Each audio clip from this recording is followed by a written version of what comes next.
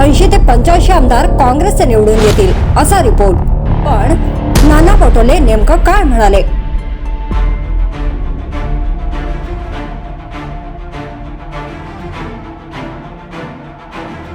काँग्रेसचे नेते तथा माजी आमदार हर्षवर्धन सपकाळ आज यांनी महाराष्ट्र काँग्रेस प्रदेशाध्यक्ष म्हणून पदभार स्वीकारलाय।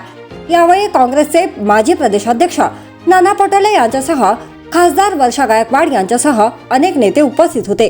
या कार्यक्रमात बोलताना नाना पटोले म्हणाले, महाराष्ट्रात 80 ते 85 आमदार काँग्रेसचे निवडून येतील असा रिपोर्ट होता।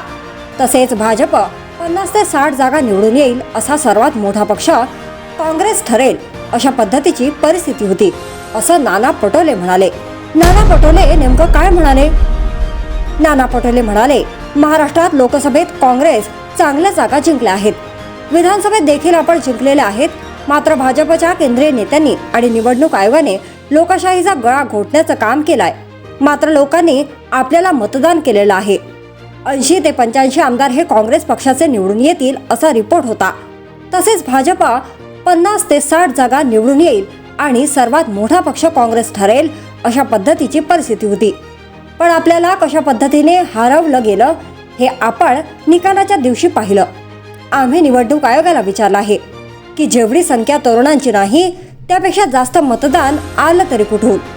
मात्र निवडणूक आयोग म्हणतं की आमच्याकडे डाटा नाही असं म्हणत नाना पटोले यांनी सत्ताधाऱ्यांवर टीका केली आहे। महाराष्ट्र हे काँग्रेसच्या विचारांचं राज्य।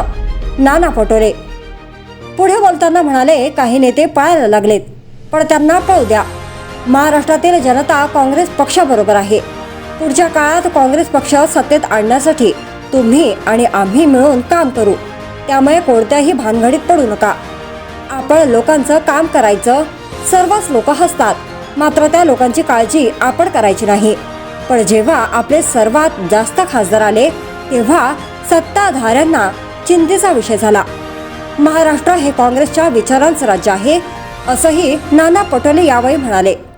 जर तुम्ही अजूनही YouTube चॅनलला सबस्क्राईब केलं नसेल तर ते लगेच सबस्क्राईब करा।